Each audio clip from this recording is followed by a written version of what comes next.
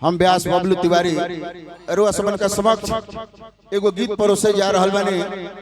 एगो लड़का एगो लड़की से मोहब्बत कैले बा, लड़किया के शादी दूसरा जगह हो जाता, विदाई होता, लड़कवा रास्ता में इंतजार करता कि यही मायो पर गाड़ी जाई, एक बार बतिया ली, एकरा बाद हमारा ओकरा से मुलाकात ना हुई। लड़किया जातिया ड्राइवर से का कहतिया,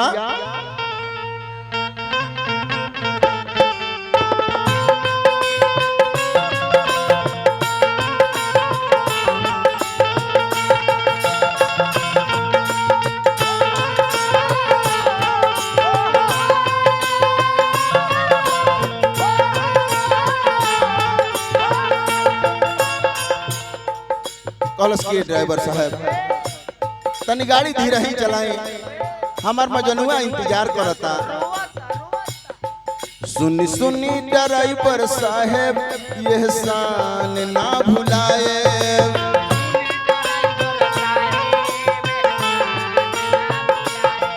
लौटी के जही आए फिर रौरे के बुलवाए।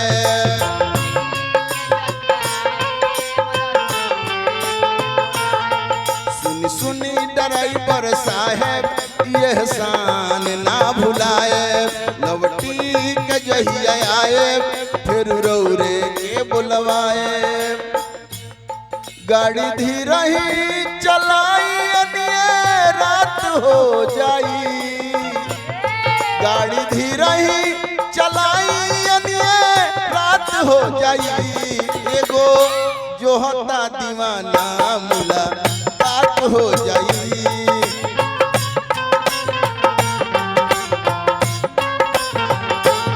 एगो जो हत्ता दीवाना मुलाकात हो जाई।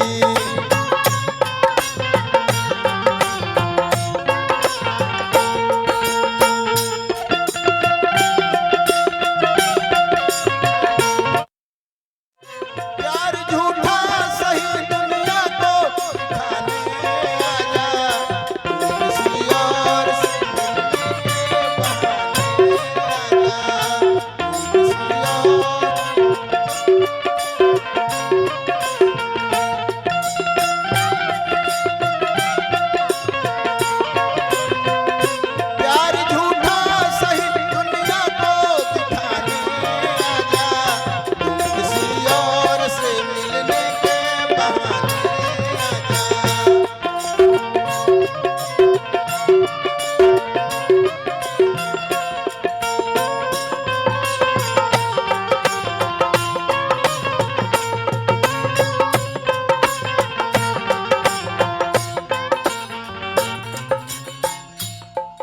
लड़किया कॉलेज के ड्राइवर साहब रुआ से एगो निहोरा बा, रउओ तो कइले हो खब केहू से प्यार जी,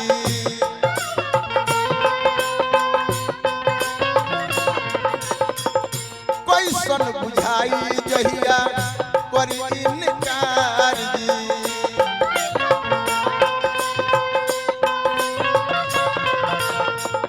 रउरो तो कइले हो खब केहू से प्यार जी, कैसन बुझाई जहिया करी इनकार जी। ए ड्राइवर साहब लागलो रवा कहीं पर साथ हो जाई, लागलो रवा कहीं पर साथ हो जाई। एगो जो होता दीवाना मुलाकात हो जाई,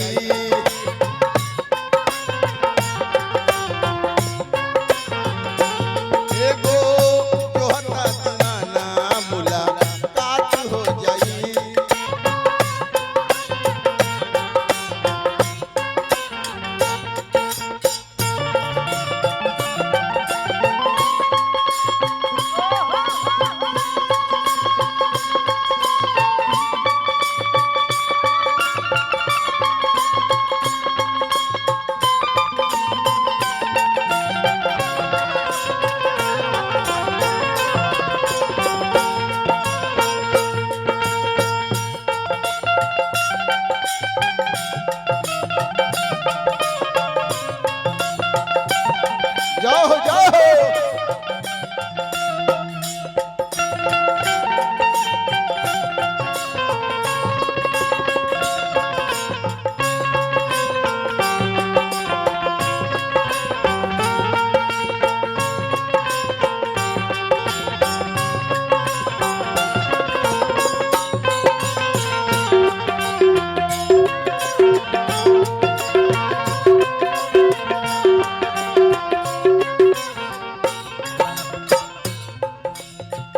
लड़किया कहतिया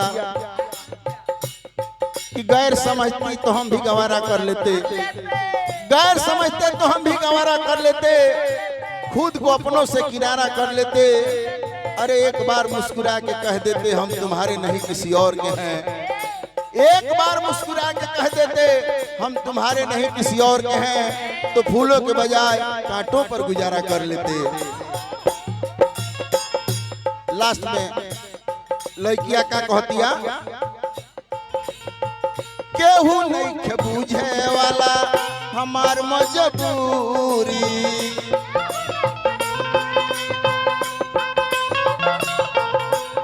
अरे गमों के आंधियों में हम उतर जाएंगे, गमों के आंधियों में हम उतर जाएंगे, सागर है समंदर में उतर जाएंगे। अरे हमें मारने के लिए गोलियों की जरूरत नहीं, अरे सिर्फ दिल से उतार दो हम यूं ही मर जाएंगे।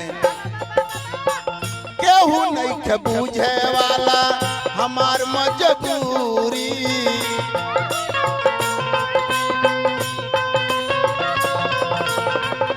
जानों से जान के होत बावे दूरी,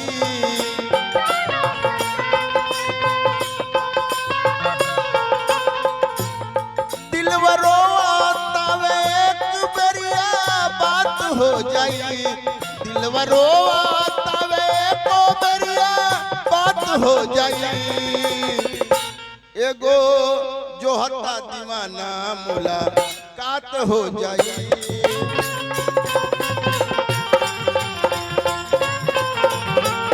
एगो जो हत्ता दीवाना मुलाकात हो जाई।